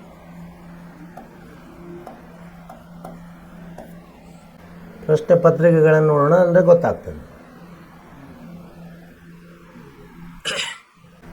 ಇದು 2025ರ ಪ್ರಶ್ನೆ ಪತ್ರಿಕೆ. ಇದು ಯಾವುದು ಕೇಳಿದಾರೆ ನೋಡೋಣ. ಇಲ್ಲಿದೆ ನೋಡಿ, 2 ಅಂಕಗಳ ಪ್ರಶ್ನೆ ಕೇಳಿದ್ದಾರೆ. 2025 ಇದರಲ್ಲಿ 17ನೇ ಪ್ರಶ್ನೆ. ಕೊಟ್ಟಿರುವ ಚಿತ್ರದಲ್ಲಿ ABC ಏನಾಗಿದೆ? 90 ಡಿಗ್ರಿ ಆಗಿದೆ. ಕೆಳಗಿನವುಗಳ ಬೆಲೆಯನ್ನು ಕಂಡುಹಿಡಿಯಿರಿ. ಇಲ್ಲಿ ನೋಡಿ, ಇಲ್ಲಿ ಚಿತ್ರವನ್ನು ಕೊಟ್ಟಿದ್ದಾರೆ ಅವರು. ಈ ಥರ ಒಂದು ತ್ರಿಭುಜ ಕೊಟ್ಟಿದ್ದಾರೆ.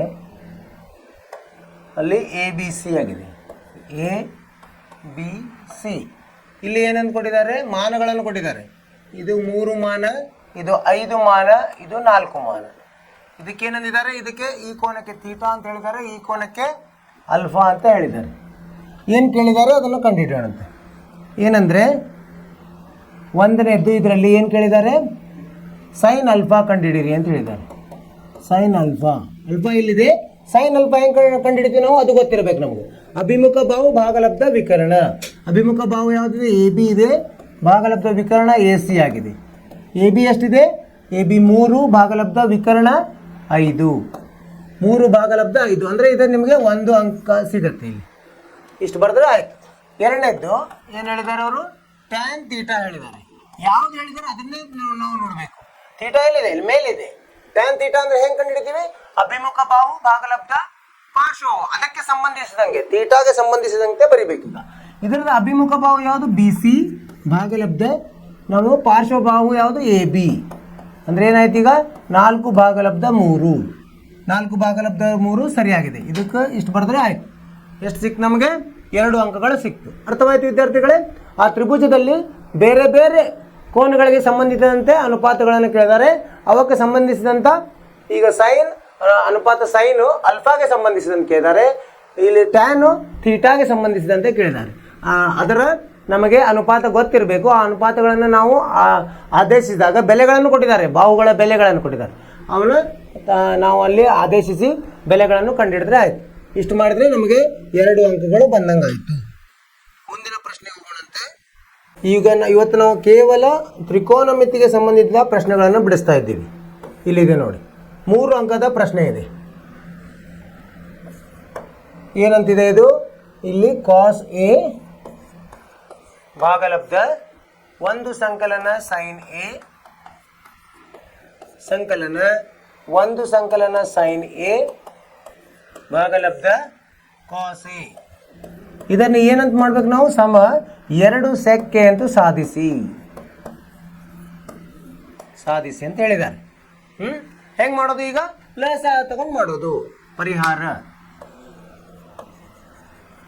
ಲಸ ಏನಾಗ್ತದೆ ಇದಕ್ಕೆ? ಲಸ 1 ಸಂಕಲನ ಸೈನ್ ಎ ಗುಣಲಬ್ಧ ಕಾಸ್ ಎ ಆಗುತ್ತೆ. ಇದರಿಂದ ಏನು ಹತ್ತದೆ? ಇಲ್ಲಿ ಕಾಸ್ ಎಗೆ ಹತ್ತದೆ. ಈ ಕಾಸ್ ಎ ಗುಣಿಸಿದ್ರೆ ಏನು ಬರ್ತದೆ? ಕಾಸ್ ಸ್ಕ್ವೇರ್ ಎ ಬರ್ತದೆ. ಇಲ್ಲಿ 1 ಸಂಕಲನ ಸೈನ್ ಎ ಕಂಸದ ವರ್ಗ ಬರ್ತದೆ. ಇಲ್ಲಿ ನಾವು ಏನು ಮಾಡ್ತಾ ಇದ್ದೀವಿ? ಕೇವಲ ಎಡಭಾಗವನ್ನು ಮೊದಲು ನೋಡ್ತಾ ಇದ್ದೀವಿ. ಬಲಭಾಗಕ್ಕೆ ನಾವು ಸಮ ಮಾಡಿದ್ರೆ ಆಯ್ತು. ಇದೇನು ಬಂತು? ಇದನ್ನು ಬಿಡಿಸಿದಾಗ ಇದು a ಪ್ಲಸ್ ಬಿ ವರ್ಗದ ಥರ ಇದೆ. ಕಾಸ್ ಸ್ಕ್ವೇರ್ ಎ ಹಾಗೆ ಉಳಿತು. ಇದು 1 ಸಂಕಲನ ಸೈನ್ ಸ್ಕ್ವೇರ್ ಎ ಸಂಕಲನ 2 ಸೈನ್ ಎ. ಹೇಗೆ ಬಂತಿದು? 1ರ ವರ್ಗ ಸೈನ್ ಎ ವರ್ಗ ಸಂಕಲನ 2 ಗುಣ್ಲೆ 1 ಗುಣ್ಲೆ ಸೈನ್ ಎ ಭಾಗಲಬ್ಧ. ಇದು ಹಾಗೆ ಇರ್ತದೆ, ಹಾಗೆ ಇಡೋಣ. 1 ಸಂಕಲನ ಸೈನ್ ಎ ಸಂಕಲನ ಕಾಸ್ ಎ ಹಾಗೆ ಇಡೋಣ. ಇದು ಮುಂದೆ ಇಲ್ಲಿ ಬರಿತೀನಿ ಇದನ್ನು. ಸಮ ಇದು ಕಾಸ್ ಸ್ಕ್ವೇರ್ ಎ, ಇಲ್ಲಿ ಸೈನ್ ಸ್ಕ್ವೇರ್ ಎ ಇದೆ. ಇದು ನಮಗೆ ಏನು ನಿತ್ಯ ಸಮೀಕರಣಗಳನ್ನು ನಾವು ಕಲ್ತಿದ್ದೀವಿ. Cos square A sine square A ಅಂದರೆ 1, ಇಲ್ಲಿ 1 ಇದೆ, ಅದು 1 ಸಂಕಲನ 2 ಸೈನ್ ಎ ಹಾಗೆ ಉಳಿತು. ಭಾಗಲಬ್ಧ 1 ಸಂಕಲನ ಸೈನ್ ಎ ಕಾಸ್ ಎ. ಇಲ್ಲಿ ಏನು ಸಾಮಾನ್ಯ ಇದೆ? ಇದು 1 ಏನಾಯಿತು? 2 ಆಯಿತು. 2 ಸಂಕಲನ 2 ಸೈನ್ ಎ ಭಾಗಲಬ್ಧ 1 ಸಂಕಲನ ಸೈನ್ ಎ ಕಾಸ್ ಎ. ಇಲ್ಲಿ ಏನು ಸಾಮಾನ್ಯ? 2 ಸಾಮಾನ್ಯ. 2 ಸಂಕಲನ 2 ಕಂಸದಲ್ಲಿ 1 ಸಂಕಲನ ಉಳಿತದೇನು? ಸೈನ್ ಎ ಭಾಗಲಬ್ಧ 1 ಸಂಕಲನ ಸೈನ್ ಎ ಕಾಸ್ ಎ. ಈಗೇನಾಯಿತು? ಇಲ್ಲಿ ಮೇಲೆ 1 ಸಂಕಲನ ಸೈನ್ ಏನಿದೆ ಇದು ಅದು ರದ್ದಾಯಿತು. ಉಳಿತದೇನು? 2 ಭಾಗಲಬ್ಧ ಕಾಸ್ ಎ ಉಳಿತು. 2 ಭಾಗಲಬ್ಧ ಕಾಸ್ ಎ ಅಂದರೆ 1 ಭಾಗಲಬ್ಧ ಕಾಸ್ ಎ ಅಂದರೆ ಸೆಕ್ಕೆ. 2 ಗುಣಲಬ್ಧ ಸೆಕ್ಕೆ ಆಯಿತು. ಇದೇನಿದು? ಬಲಭಾಗ.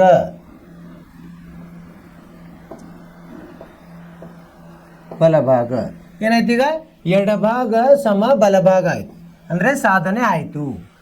ಅರ್ಥವಾಯಿತು ವಿದ್ಯಾರ್ಥಿಗಳೇ? ಇಷ್ಟು ಬಿಡಿಸಿದರೆ ನಿಮಗೆ 3 ಅಂಕಗಳು ಸಿಗ್ತವೆ, ಗ್ಯಾರಂಟಿ. ಹೆಂಗೆ? ಅವರು ಏನು ಕೊಟ್ಟಿದ್ದಾರೆ? 2 ಭಿನ್ನ ರಾಶಿಗಳ ರೂಪದಲ್ಲಿ ಕೊಟ್ಟಿದ್ದಾರೆ. ಅವುಗಳನ್ನು ಲಸ ತಗೋಬೇಕು. ಲಸ ಏನು ಬರ್ತದೆ? 2 ಛೇದಗಳು ಬೇರೆ ಬೇರೆ ಇರೋದ್ರಿಂದ 2 ಛೇದಗಳ ಗುಣಲಬ್ಧ ಲಸ ಬರ್ತದೆ. 1 ಸಂಕಲನ ಸೈನ್ ಎ ಗುಣಲಬ್ಧ ಕಾಸ್ ಎ. 1 ಭಿನ್ನ ರಾಶಿಗೆ ಕಾಸ್ ಎ ದಿಂದ ಗುಣಿಸಬೇಕು, ಇನ್ನೊಂದು ಭಿನ್ನ ರಾಶಿಗೆ 1 ಸಂಕಲನ ಸೈನ್ ಎ ದಿಂದ ಗುಣಿಸಬೇಕು. ಅದನ್ನು ನಾವು ಸಂಕ್ಷೇಪಗೊಳಿಸಿದಾಗ ಏನು ಬಂತು? 1 ಸಂಕಲನ 1 ಸಂಕಲನ 2 ಸೈನ್ ಎ ಭಾಗಲಬ್ಧ 1 ಸಂಕಲನ ಸೈನ್ ಎ ಕಂಸದಲ್ಲಿ ಕಾಸ್ ಎ ಬಂತು. ಇಲ್ಲಿ ಸಾಮಾನ್ಯವನ್ನು ತಗೊಂಡಾಗ 2 ಕಂಸದಲ್ಲಿ 1 ಸಂಕಲನ ಸೈನ್ ಎ ಭಾಗಲಬ್ಧ 1 ಸಂಕಲನ ಸೈನ್ ಎ ಮತ್ತು ಕಂಸದ ಹೊರಗಡೆ ಕಾಸ್ ಎ ಬಂತು. ಇಲ್ಲಿ 1 ಸಂಕಲನ ಸೈನ್ ಎ ಏನಾಯಿತು? ಮೇಲೆ ಕೆಳಗೆ ರದ್ದಾಯಿತು. ಉಳಿದಿದ್ದು 2 ಭಾಗಲಬ್ಧ ಕಾಸ್ ಎ ಉಳಿತು. 1 ಭಾಗಲಬ್ಧ ಕಾಸ್ ಎ ಅಂದರೆ ಸೆಕ್ಕೆ ಅಂತ ಗೊತ್ತಿದೆ ನಮಗೂ. ವಿಲೋಮ ಕಾಸ್ ಎದ್ದು ವಿಲೋಮ ಸೆಕ್ಕೆ. ಇಲ್ಲಿ ಕಾಸ್ ಎನೇ ಕೆಳಗಡೆ ಇರೋದ್ರಿಂದ ನಾವು ಸೆಕ್ಕೆ ಅಂತ ಬರಿಬೋದು. 2 ಸಂಕಲನ ಸೆಕ್ಕೆ. ಇದು ಏನಪ್ಪ? ಬಲಭಾಗಕ್ಕೆ ಸಮವಾಗಿದೆ. ಎಡಭಾಗ ಸಮ ಬಲಭಾಗ ಆಗಿರೋದ್ರಿಂದ ನಮ್ಮದು ಸಾಧನೆ ಸಾಧ್ಯವಾಯಿತು. ಅರ್ಥವಾಯ್ತು ಅಂತ ತಿಳ್ಕೊಂಡಿನ ವಿದ್ಯಾರ್ಥಿಗಳೇ ನಿಮಗೆ. ಈಗೇನು ಮಾಡಿದ್ವಿ? ನಾವು 2 ಪ್ರಶ್ನೆಗಳನ್ನು ಬಿಡಿಸಿದ್ವಿ, ಸರಿನಾ? ಈಗ 3ನೇ ಪ್ರಶ್ನೆಗೆ ಹೋಗೋಣಂತೆ. ಇಲ್ಲಿ ಅಥವಾ ಇದೆಯಲ್ಲ ಅದನ್ನು ಬಿಡಿಸೋಣಂತೆ, ಅದು ನಮಗೆ ರೂಢಿ ಆಗ್ತದೆ. ಇದರಲ್ಲಿಯೇ 3ನೇ ಪ್ರಶ್ನೆ ಏನಂದರೆ ನಿರ್ದಿಷ್ಟ ಕೋನಗಳ ಲೆಕ್ಕ ಇದೆ. ಇಲ್ಲಿ ಏನು ಹೇಳಿದ್ದಾರೆ? 5 ಕಾಸ್ ಸ್ಕ್ವೇರ್ 60 ಸಂಕಲನ 4 ಸೀಕೆಂಡ್ ಸ್ಕ್ವೇರ್ 30 ಋಣ tan ಸ್ಕ್ವೇರ್ 45 ಭಾಗಲಬ್ಧ sin ಸ್ಕ್ವೇರ್ 30 ಸಂಕಲನ ಕಾಸ್ ಸ್ಕ್ವೇರ್ 30. ಇವೇನಂದರೆ ನಿರ್ದಿಷ್ಟ ಕೋನಗಳ ಬೆಲೆ ಗೊತ್ತಿರಬೇಕು. ನಾವು ಕೋಷ್ಟಕ ಮಾಡಿದ್ವಲ್ಲ, ಅಲ್ಲಿ ಎಷ್ಟಿದ್ದು 60 ಬೆಲೆಗಳಿದ್ದು, 30 ಬೆಲೆಗಳಲ್ಲ, 5 ಇವು 6 ಇವು ಮತ್ತು ಅಲ್ಲಿ 5 ಕೋನಗಳು, 6ರಲ್ಲಿ 30 ಬೆಲೆಗಳು. ಅವು ಗೊತ್ತಿರಬೇಕು, ನೆನಪಿಡಬೇಕು. ಪರಿಹಾರ ಅಂದರೆ ಏನು ಬಂತಿದ್ದು 5 ಕಾಸ್ ಸ್ಕ್ವೇರ್ 60 ಅಂದರೆ ಎಷ್ಟು 1/2, ಅದನ್ನು 2 ಸಲ ಗುಣಿಸ್ಬೇಕು. ಸಂಕಲನ 4 ಸೀಕೆಂಡ್ ಸ್ಕ್ವೇರ್ 30 ಸೆಕ್ 30 ಅಂದರೆ ಎಷ್ಟು ಸೆಕ್ 30 ಅಂದರೆ 2/3 ವರ್ಗಮೂಲ 3, ಅದನ್ನು 2 ಸಲ ಗುಣಿಸ್ಬೇಕು. 2/3 ವರ್ಗಮೂಲ 3 ಗುಂಡ್ಲೆ 2/3 ವರ್ಗಮೂಲ 3. tan 45 ಅಂದರೆ 1 ಗುಂಡ್ಲೆ 1, 2 ಸಲ ಗುಣಿಸ್ಬೇಕು. ಭಾಗಲಬ್ಧ sin ಸ್ಕ್ವೇರ್ 30 ಅಂದರೆ 1/2 ಗುಂಡ್ಲೆ 1/2 ಸಂಕಲನ ಕಾಸ್ 30 ಅಂದರೆ ವರ್ಗಮೂಲ 3/2, 2 ಸಲ ಗುಣಿಸ್ಬೇಕು.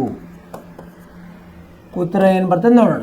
ಇದೇನಾಯಿತು 5/4 ಸಂಕಲನ ಇದೇನು ಬಂತು 4 6, 4 8, 8 16/3 ವರ್ಗಮೂಲ 3 ಗುಂಡ್ಲೆ ವರ್ಗಮೂಲ 3 ಅಂದರೆ 3 ಬರ್ತದೆ. ಋಣ 1/ಲಬ್ಧ ಇದು 1/4 ಸಂಕಲನ 3/4. ಈಗೇನು ಬರುತ್ತೆ ನೋಡಿ, ಇಲ್ಲಿ ಲಸ ಮೇಲೆ 12 ಆಯಿತು, 4 ಗುಂಡ್ಲೆ 3 ಆಗುತ್ತೆ, 3 ಗುಂಡ್ಲೆ 4 ಆಗುತ್ತೆ, 1 ಗುಂಡ್ಲೆ 12 ಆಗುತ್ತೆ. 5 3 15 ಸಂಕಲನ 16 4 64 ಋಣ 12 ಭಾಗಲಬ್ಧ 1 1/4 ಸಂಕಲನ 3/4 1 ಬಂತು. ಎಷ್ಟು ಬಂತು 15ರಲ್ಲಿ 12 ಹೋದರೆ 3 67 ಭಾಗಲಬ್ಧ 12 ಉತ್ತರ ಸರಿಯಾದ ಉತ್ತರ. ಇಷ್ಟು ಮಾಡಿಬಿಟ್ರೆ ಇದಕ್ಕೂ ಸಹ 3 ಬೆಲೆ ಅದು ಅಥವಾ ಇದು ಯಾವುದಾದ್ರೂ ಮಾಡ್ಬೋದು. ನೀವು ರೂಢಿ ಮಾಡಿದರೆ ಒಳ್ಳೆಯದು. ನಾವು ಇಲ್ಲಿ ಏನು ಮಾಡ್ತಿದ್ವಿ, ನಾವು ಅದನ್ನು ಬಿಡಿಸ್ಲಿಕ್ಕೆ ಪ್ರಯತ್ನ ಮಾಡ್ತಿದ್ವಿ. ಎಲ್ಲ ಲೆಕ್ಕಗಳನ್ನು ಬಿಡಿಸ್ಲಿಕ್ಕೆ ನಾವು ಪ್ರಯತ್ನ ಮಾಡೋದು. ಅದು ಪರೀಕ್ಷೆಯಲ್ಲಿ ಅಥವಾ ಇರ್ಬೋದು. ಅದು ನಮಗೆಲ್ಲಾದ್ರೂ ನಾವು ಪರಿಣಿತಿ ಹೊಂದ್ಬಿಟ್ವಿ ಅಂದ್ರೆ ಯಾವುದಾದ್ರೂ ಲೆಕ್ಕವನ್ನು ಮಾಡ್ಬೋದು. ಏನಾಯಿತು, ಇಲ್ಲಿ ಒಂದು ಭಿನ್ನ ರಾಶಿಯನ್ನು ಕೊಟ್ಟಿದ್ದಾರೆ. ಭಿನ್ನ ರಾಶಿ ಏನಿದೆ ತ್ರಿಕೋನಮಿತಿಯ ನಿರ್ದಿಷ್ಟ ಕೋನಗಳಿಗೆ ಸಂಬಂಧಿಸಿದ್ದಿದೆ. ಅವುಗಳ ಬೆಲೆಗಳನ್ನು ನಾವೇನು ಮಾಡಿದ್ವಿ ಆದೇಶಿಸಿದ್ವಿ. ಕಾಸ್ 60 ಅಂದರೆ 1/2 ಗೊತ್ತಿದೆ, ಸಕ್ 30 ಅಂದರೆ 2/2 ವರ್ಗಮೂಲ 3 ಗೊತ್ತಿದೆ, tan 45 ಅಂದರೆ 1, sin 30 ಅಂದರೆ 1/2, ಕಾಸ್ 30 ಅಂದರೆ ವರ್ಗಮೂಲ 3/2. ಅವುಗಳನ್ನು ಆದೇಶಿಸಿ ಸರಳೀಕರಣಗೊಳಿಸಿದಾಗ ನಮಗೆ ಬೆಲೆ ಎಷ್ಟು ಬಂತು 67/12 ಸರಿಯಾದ ಉತ್ತರ. ಅರ್ಥವಾಯಿತು ವಿದ್ಯಾರ್ಥಿಗಳೇ? ಇದು 2025 ಪ್ರಶ್ನೆ ಪತ್ರಿಕೆಯ ತ್ರಿಕೋನಮಿತಿಯ ಕೆಲವೊಂದು ಪ್ರಶ್ನೆಗಳು. ಮೂರು ಪ್ರಶ್ನೆಗಳು ಕೇಳಿದ್ದಾರೆ. 3 ಪ್ರಶ್ನೆಗಳನ್ನು ಬಿಡಿಸಿದ್ದೀವಿ. ನಿಮಗೆ ಇದು ಅರ್ಥವಾಯ್ತು ಅಂತ ತಿಳ್ಕೊಂಡಿದ್ದೀರಿ. ನಾಳೆ ಏನು ಮಾಡೋಣ 2024 ಪ್ರಶ್ನೆಯನ್ನು ಬಿಡಿಸೋಣಂತೆ. ಇನ್ನು ನಮಗೆ ಜಾಸ್ತಿ ಗೊತ್ತಾಗುತ್ತೆ ಪರೀಕ್ಷೆಯಲ್ಲಿ ಹೇಗೆ ಕೇಳ್ತಾರೆ. ಅಲ್ಲಿವರೆಗೆ ಏನು ಮಾಡ್ಬೇಕು ನೀವು, ಇಲ್ಲಿವರೆಗೆ ಏನು ಬಿಡಿಸಿದೀವಲ್ಲ ಅಭ್ಯಾಸ ಮತ್ತು ಈ ಪ್ರಶ್ನೆ ಪತ್ರಿಕೆಗಳನ್ನು ಇನ್ನೊಮ್ಮೆ ಪುನರಾವರ್ತನೆ ಮಾಡಿರಿ, ಇನ್ನೊಮ್ಮೆ ನೋಡ್ಕೊರಿ, ನಿಮ್ಮ ಸ್ವಂತ ಬುದ್ಧಿಯಲ್ಲಿ ಬಿಡಿಸ್ರಿ. ಅದರಲ್ಲಿ ಏನಾದರೂ ಸಂದೇಹಗಳಿದ್ದರೆ ನೀವು ಕೇಳಿ. ಎಲ್ಲನೂ ಸರಿಯಾಗಿ ಬಂದರೆ ಸಮಸ್ಯೆ ಇಲ್ಲ. ನಿಮಗೆ ಸಂದೇಹ ಇದ್ದರೆ ಕೇಳಿರಿ, ಅದನ್ನು ಬಗೆಹರಿಸೋಣ.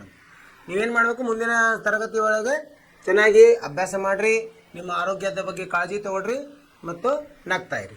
ಎಷ್ಟು ಹೇಳ್ತಾ ಇವತ್ತಿನ ತರಗತಿಯನ್ನು ಮುಗಿಸ್ತಾ ಇದ್ದೀವಿ. ಮುಂದಿನ ತರಗತಿ ಒಳಗೆ ಭೇಟಿಯಾಗೋಣ ಅಂತ. ಅಲ್ಲಿವರೆಗೆ ನಿಮಗೆ ನಮಸ್ಕಾರ.